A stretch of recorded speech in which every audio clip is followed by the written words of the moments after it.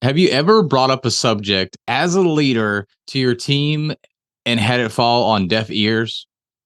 Trust me, there's plenty of times where that does happen. And in today's episode, we're going to talk about how to overcome that lack of trust with your team.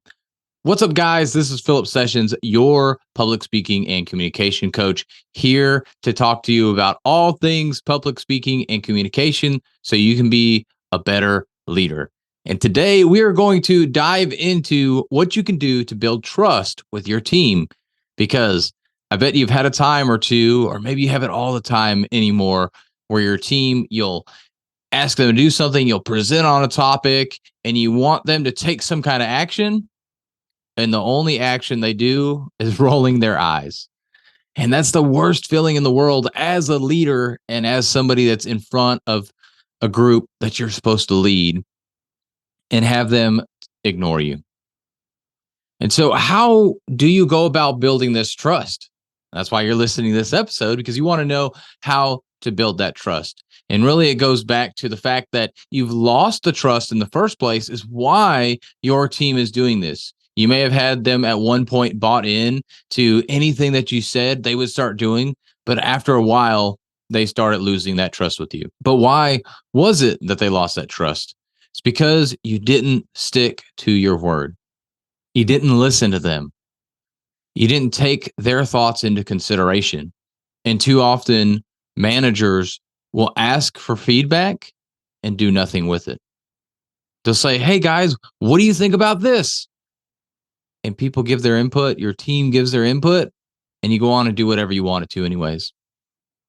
And that's why you're in this predicament right now, because you may do the things that you need to do, but you don't actually act upon those things.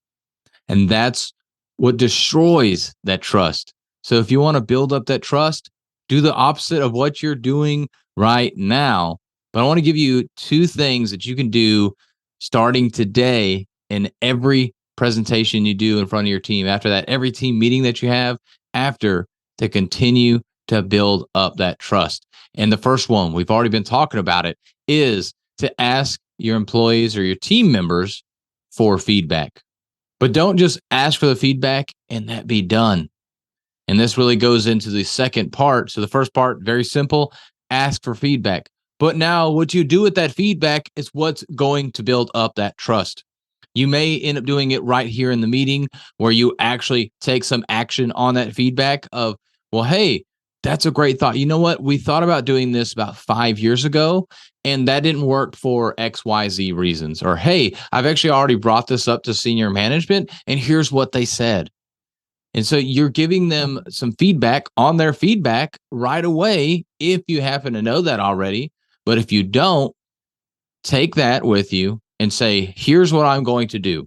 I'm going to go talk to senior management at our next meeting so we can go discuss this, and then give that expected timeline for them. And so sometimes when you take feedback to senior management, it's something that's top of the list, and boom, you're off to the races. You're implementing that feedback immediately.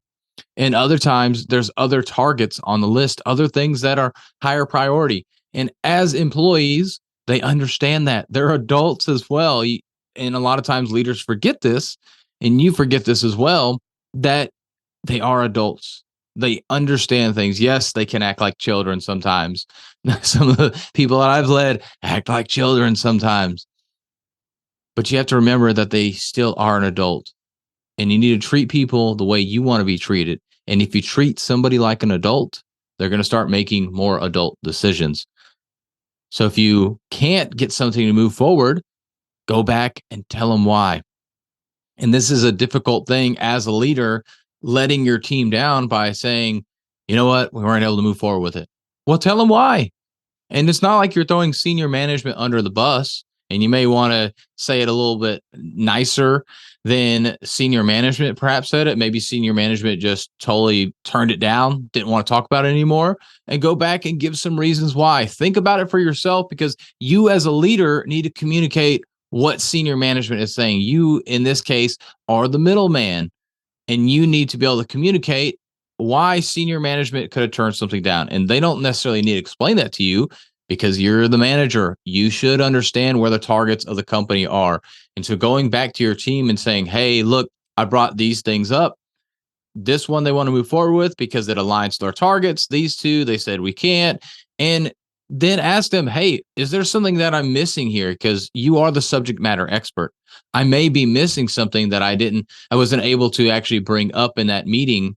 And if they do bring up some stuff and it's a little over your head, bring them into that meeting if they want to go. I understand not everybody on your team is going to want to go to a senior management meeting, but have them sit in on that meeting and you still do the talking. And perhaps if you trust them enough, if they trust you enough, let them do the talking on that point. But what you could do, you could do this two different ways. One, you could bring them to the meeting and they could sit there as a fly on the wall and they never say anything when you bring it up. And it may just completely get shut down. And they're going to go back to the team and talk about what happened. And your team will then realize it's not you that's shutting this down, it's senior management. Now that's a whole nother situation there, but at least you're building the trust with your team because of that. But then there's another scenario where you might get asked a question that's a subject matter expert question, and you can't answer that. But guess what? You can point to that team member and say, hey, you know what? Johnny over here actually knows that answer. That's why I brought him in here, because I thought maybe you would ask for some more detail. And so I wanted to bring Johnny in here to be able to discuss, hey, Johnny, can you help answer this question?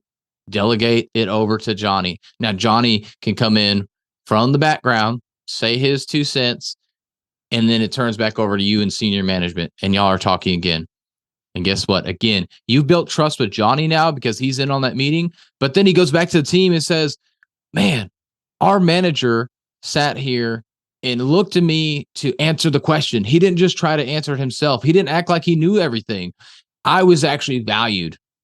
And that's how you build that trust in your team, by getting the feedback, by presenting a timeline, by going on their behalf or bringing them in with the team. So I know it kind of ends up being more than two things, but really it's all about getting feedback and presenting a timeline to your team, or giving an explanation on that feedback of why you can or can't do something.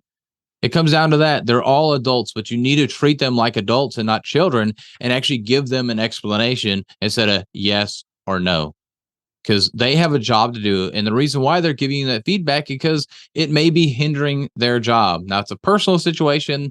That's a little different. You're going to have to handle that differently. But I'm talking about things that are maybe initiatives and targets for your team that makes a lot of sense for them. It impacts their work a lot, but it doesn't impact the overall picture. And as a team member, it's a little difficult to see that 30,000 foot view, which the senior managers are sitting at. And so you can either go and present that to senior management, come back to your team and talk about the whys and whys not behind the fact that something got approved or disproved, or you can bring that team member in and let them be able to explain and answer any questions that may come up.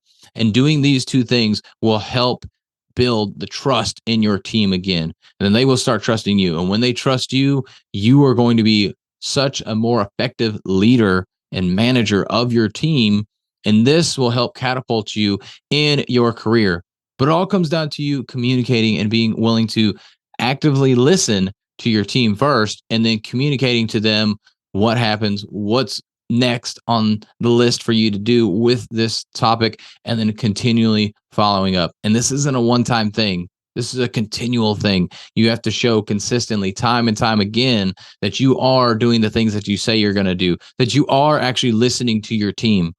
And when you do that, then your team will begin to trust you again. And if you would like any help with this at all, for your team, for yourself, happy to hop on a call at any time and talk about how we can work together to help you become the leader that you need to be. But with that, guys, go out there, have a healthy and blessed day, and make sure that you share your message, because your message matters.